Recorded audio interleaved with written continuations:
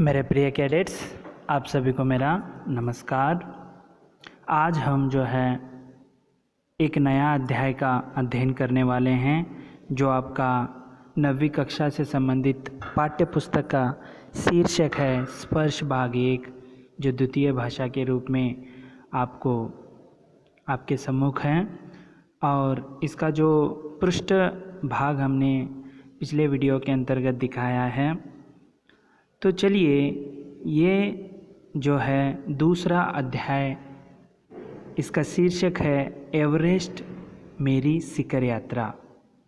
तो इसे पढ़ने से पहले मैं एक आपको सूचित कर रहा हूँ कि कोविड-19 जो पिछले वर्ष 2020 और 21 के लिए 9वीं कक्षा में से जो है कुल 15 अध्यायों में से 2 को हटाया गया था। उसमें पहला अध्याय धूल था और दूसरा अध्याय दुख का अधिकार था। इसीलिए इस मैंने एक जो आपकी किताब में देखा है, जो NCERT ई बुक में देखा था, तो पहला अध्याय दुख का अधिकार हो गया है। यदि इस साल 2021 और 22 के लिए 15 जो चैप्टर हैं वो अध्यायों को फिर से 15 ही रखेंगे, तो जो पहला अध्याय है धूल, उसे मैं और एक बार जो है आपको पढ़ाऊँगा। तो पहला अध्याय अपने दुख का अधिकार जो है अध्ययन किया। तो आपको ये समझना है, यदि इस CBSE द्वारा इस बार उन 2 चैप्टरों को फिर से ले लिया तो पहला अध्याय जो है धूल हो जाएगा और दूसरा अध्याय दुख का अधिकार हो जाएगा। तो अभी तो मैं फ़िलहाल जो है तो घटित अध्यायों के रूप में आपको पढ़ा रहा हूँ। तो ये जो तीसरा अध्याय था वो दूसरा अध्याय हो जाएगा। तो दूसरा अध्याय है एवरेस्ट मेरी शिखर यात्रा। ये आपको ध्यान में रखना है। यदि फिर से पूरा सिलेबस आया तो मैं आपको पहला चैप्टर जो है फिर से एक बार जो है पढ़ा लूँगा। तो चलिए, तीसरा यानी दूसरा अध्याय एवरेस्ट मेरी शिखर यात्रा, इसके लेखिका हैं बचेंद्री पाल। इसे इनको आप जानते होंगे, जो एक पर्वतारोही हैं और पहले जो है एवरेस्ट शिखर को चढ़ने वाले प्रथम भारतीय महिला हैं। तो ये आपको पता होना चाहिए। तो आप यहाँ पर जो है चित्र देख सकते हैं उनके, बचेंद्री पाल का। तो चलिए, अब हम इस अध्याय को पढ़ने से पहले उनका कुछ लेखिका परिचय जो है देखेंगे। बचेंद्री पाल का जन्म उत्तरांचल के चमोली ज़िले में बंपा गांव में 24 मई 1954 को हुआ। तो उत्तरांचल यानी उत्तराखंड भी कहते हैं उसे। तो वहाँ पर जो है इनका जन्म हुआ बचेंद्री पाल। बचेंद्री अपनी माँ हंसा देई नेगी, इनकी माँ का नाम हंसा देई नेगी है, और पिता किशन सिंह पाल की तीसरी संतान है। यानी इनके तीसरी संतान जो है बचेंद्री पाल हैं। इनसे 2 बड़े हैं। पिता पढ़ाई का खर्च उठाने में असमर्थ थे। 3 बच्चे होने के कारण उनका पढ़ाई का जो खर्च उसकी उठाने के लिए असमर्थ थे। अतः बचेंद्री को 8वीं से आगे की पढ़ाई का खर्च सिलाई कढ़ाई यानी जो है सिलाई कढ़ाई जो करके जुटाना पड़ा। यानी छोटे उम्र में ही ये अपना जो है खर्चा जो है समर्थन करने के लिए, खर्च को निकालने के लिए सिलाई कढ़ाई करती थी। 10वीं पास करने के बाद बचेंद्री के प्रिंसिपल ने उनके पिता को उनकी आगे की पढ़ाई के लिए सहमत किया। ठीक है। बचेंद्री ने इसी विषम स्थितियों के बावजूद संस्कृत से MA यानी जब 8वीं कक्षा के बाद इनको पढ़ाई के लिए भी जो है खर्च उठाना उनके पिताजी के लिए संभव नहीं था, वैसे में इन्होंने अपना खुद जो है पैसे कमाकर जो है 10वीं कक्षा पास की थी, और उसके ऐसे विषम परिस्थितियों में भी वह संस्कृत में एमए और फिर बीएड की शिक्षा हासिल की। बीएड की शिक्षा, जो शिक्षणार्थी कहते हैं, शिक्षक होने के लिए बीएड की आवश्यकता होती है। लक्ष्य के प्रति इसी समर्पण भाव ने इन्हें एवरेस्ट पर विजय पाने वाली पहली भारतीय पर्वतारोही होने का गौरव दिलाया। तो आपको समझ में आया होगा कि किस तरह ये बचेंद्री पाल को जो है वह एवरेस्ट चढ़ने वाली पहला महिला होने के कारण उन्हें ये गौरव प्राप्त हुआ। तो चलिए आगे बढ़ते हैं इनके जो लेखिका का परिचय के लिए। बचेंद्री को पहाड़ों पर चढ़ने का चाव बचपन से ही था, क्योंकि ये गढ़वाले यानी जो है उत्तरांचल जो है वहाँ पर बहुत सारे पहाड़ होने के कारण देखिए बचपन से जो है इनको जो चढ़ने का, जो पहाड़ चढ़ने का चाव था। जब इनका बड़ा भाई इन्हें पहाड़ पर चढ़ने से रोकता था, तो बड़ा भाई जो है इनको पहाड़ चढ़ने से रोकता था। इनसे 6 साल छोटे भाई को पहाड़ पर चढ़ने के लिए उकसाता था। इनसे जो 6 साल का छोटा भाई था उसके लिए जो है चढ़ने के लिए प्रोत्साहित करता, उकसाना यानी प्रोत्साहित करता था। तब बचेंद्री को बहुत बुरा लगता था। वह सोचती थी कि भाई यह क्यों नहीं समझता कि जो काम छोटा भाई कर सकता है वह उसकी यह बहन भी कर सकती है। देखिए उसके भाई को जो है इसके बजाय जो है छोटे भाई पर ज़्यादा जो है विश्वास करते थे, उन्हें ज़्यादा जो है चढ़ाई में जो है पहाड़ चढ़ने में लिए प्रोत्साहित करते थे। लोग लड़कियों को इतना कोमल नाजुक क्यों समझते हैं, ऐसे बचेंद्री पाल जो है समझती है। बहरहाल पहाड़ों पर चढ़ने की उनकी इच्छा बचपन में भी पूरी होती रही, बचपन में ही उनकी जो है पूरी होती रही। किस तरह उनकी पूरी होती रही बचपन से ही, चूँकि इनका परिवार साल के कुछ महीने एक ऊंचाई वाले गांव में बिताता था और कुछ महीने पहाड़ से नीचे तराई यानी समतल भूमि जो पहाड़ के नीचे होता है, तराई में बसे एक और गांव में। यानी जब इनका परिवार जो है कुछ साल ऊंचाइयों में यानी ऊंचाइयों पर पहाड़ों पर रहा गांव में रहते थे, कुछ महीने जो है नीचे पहाड़ के नीचे जो है तराई में रहते थे। जिस मौसम में परिवार नीचे तराई वाले गांव में आ जाता था, उन महीनों में स्कूल जाने के लिए बचेंद्री को भी 5-6 मील पहाड़ की चढ़ाई चढ़नी और उतरनी पड़ती थी। लेकिन स्कूल जो है वह तराई पे नहीं आता था, क्योंकि वह पहाड़ के ऊपर ही था उस गांव में। तो इनके लिए जो है स्कूल जाने के लिए 6 मील ऊपर चढ़ना पड़ता, 6 मील नीचे। इस तरह 5-6 मील जो है उनको चढ़ना और उतरने में जो है वह पहाड़ चढ़ने जैसा ही है। वो हमेशा जो है बचपन से ही इनकी जो इच्छा थी वह इसी प्रकार पूरी होती रही।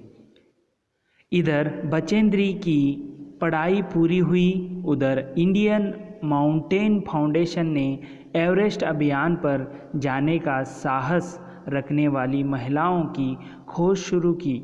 इसी बीच जो है जैसे पुरुष जो हैं एवरेस्ट पर चढ़ चुके थे, लेकिन ऐसे साहसिक महिलाओं को भी जो है पहली बार जो है एवरेस्ट उनको चढ़ाना था। तो इंडियन माउंटेन फाउंडेशन ने जो है यह साहस रखने वाली महिलाओं को आमंत्रित किया था। बचेंद्री इस अभियान दल में शामिल हो गई। बचेंद्री जो है इस अभियान दल में जो है शामिल हो गई। ट्रेनिंग के दौरान बचेंद्री 7,500 मीटर ऊंची मान चोटी पर सफलतापूर्वक चढ़ी। तो देखिए बहुत सारे ऐसे जो हैं हिमालय के छोटे छोटे और भी जो हैं शिखर हैं, उनका नाम एक है जो शामिल है, जो बचेंद्री ने जो मान चोटी को जो है 7,500 मीटर का मान चोटी को इन्होंने जो है सफलतापूर्वक चढ़ लिया था। कई महीनों के अभ्यास के बाद आखिर वह दिन आ ही गया जब उन्होंने एवरेस्ट विजय के लिए प्रयाण किया।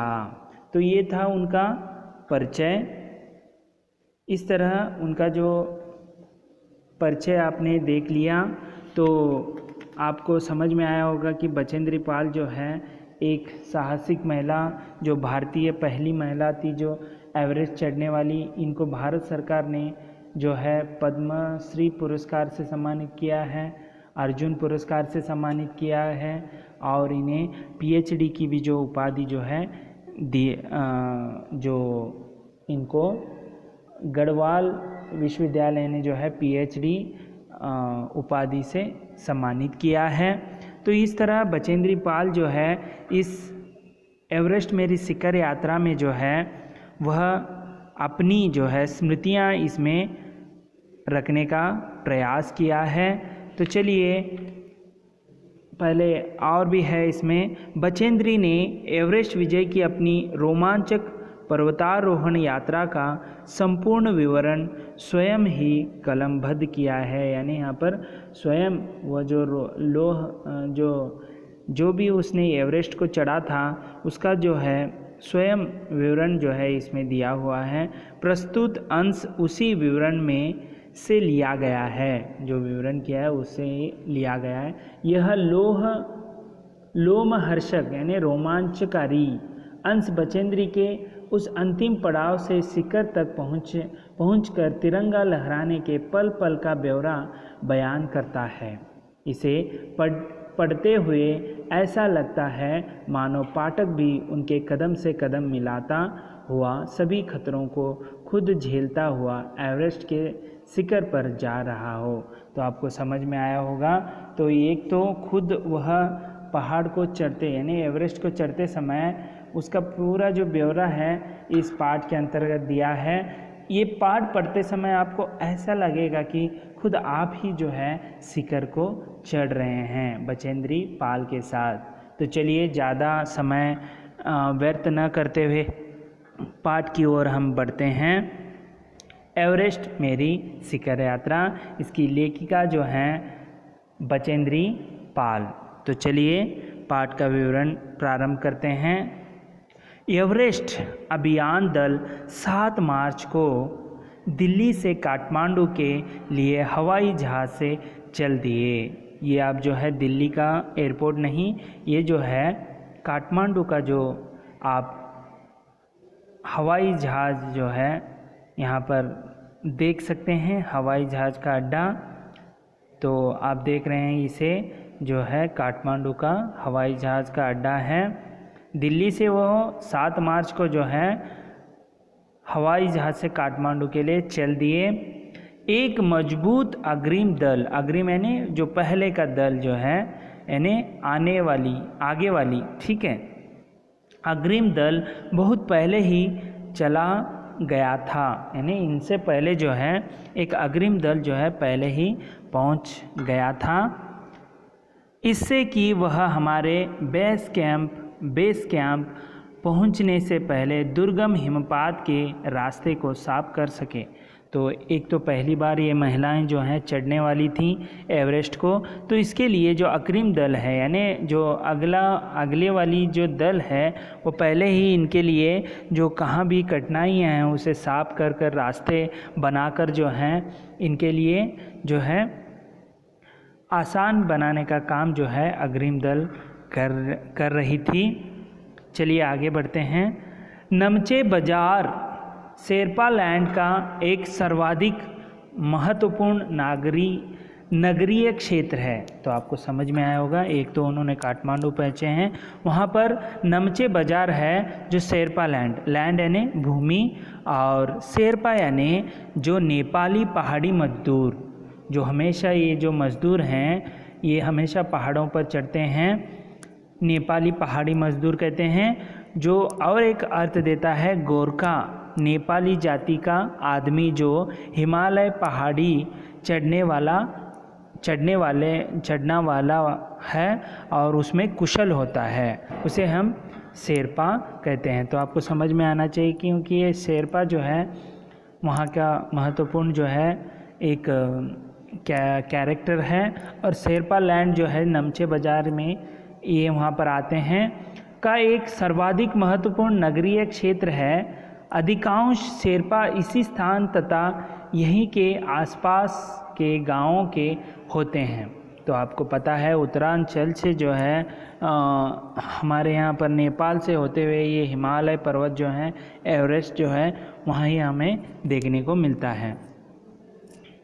यह नमचे बाज़ार ही था जहाँ से मैंने सर्वप्रथम एवरेस्ट को निहारना यानी जो नमचे बाज़ार से जो है काठमांडू में आकर वहाँ से इन्होंने पहली बार जो है सर्वप्रथम एवरेस्ट को निहारते हैं, जो नेपालियों में सागर माता के नाम से प्रसिद्ध है। मुझे यह नाम अच्छा लगा। तो आपको समझ में आना चाहिए। ये तो एक तो दिल्ली से 7 मार्च को कहाँ आए हैं, काठमांडू आए हैं। वहाँ पर जो है इन्होंने नमचे बाज़ार में जो है वहाँ पर ज़्यादातर शेरपा लैंड सर्वाधिक महत्वपूर्ण जो नगरीय क्षेत्र है, और वहाँ से जो है प्रथम बार इन्होंने एवरेस्ट को, यहाँ पर देखिए एवरेस्ट का आप चित्र देख सकते हैं, उसे पहली बार जो है निहारा यानी देखा। तो जो नेपालियों में इसे क्या कहते हैं, सागर माता के नाम से प्रसिद्ध है। तो आपको प्रश्न ऐसे भी आ सकता है कि नेपालियों ने एवरेस्ट के लिए किस नाम से प्रसिद्ध है, तो आपको बताना होगा सागर माता नाम से। तो चलिए आगे बढ़ते हैं। तो ये आप देख लीजिए एक बार, यहाँ पर फिर से वह आ जाएगा। एवरेस्ट की तरफ गौर से देखते हुए मैंने एक भारी बर्फ का बड़ा फूल यानी फ्लूम, ठीक है, कर्ण उड़ना, ठीक है, उभरा हुआ कर्ण उड़ना यानी जो कर्ण उड़ना यानी जो बर्फ़ के छोटे छोटे कण होते हैं हवा में उड़ते रहते हैं। तो आप यहाँ पर देख सकते हैं, यहाँ पर जो एवरेस्ट है वहाँ पर जो बादल भी दिख रहे हैं, वहाँ पर तेज़ हवा बहने पर जो है वो बर्फ़ के जो कण हैं वो उड़ने लगते हैं। जो पर्वत शिखर पर लहराता एक ध्वज सा लग रहा था। देखिए जब तेज़ हवा बहती है तो जो बर्फ़ के छोटे छोटे कण हैं वह लहराने लगते हैं। वो किस तरह लगते हैं, ध्वज सा लगने लगता है। मुझे बताया गया कि यह दृश्य जो है शिखर की ऊपरी सतह के आसपास 150 किलोमीटर अथवा इससे भी अधिक की गति से हवा चलने के कारण बनता था। देखिए ये जो है फ्लूम यानी ध्वज का जो आकार है बर्फ का कणों का, ये ऐसे ही नहीं, वहाँ की जो तेज़ी है, हवा की तेज़ी जो है 150 किलोमीटर से भी अधिक जो है तेज़ गति से हवा जो है वहाँ पर बहती है। इसके वजह से जो है वह बर्फ़ के कण जो हैं हवा के साथ उड़कर वहाँ पर ध्वज की तरह वह लहरा रहे हैं। क्योंकि तेज़ हवा से सूखा बर्फ़ पर्वत पर उड़ता रहता है। यहाँ पर जो है तेज़ हवा के कारण जो सूखा बर्फ़ है वह हवा में उड़ता रहता है। बर्फ़ का यह ध्वज 10 किलोमीटर या इससे भी लंबा हो सकता है।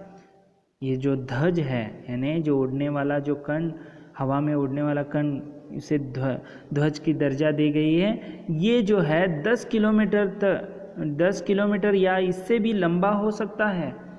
आप इससे भी लंबा जो है देख सकते हैं।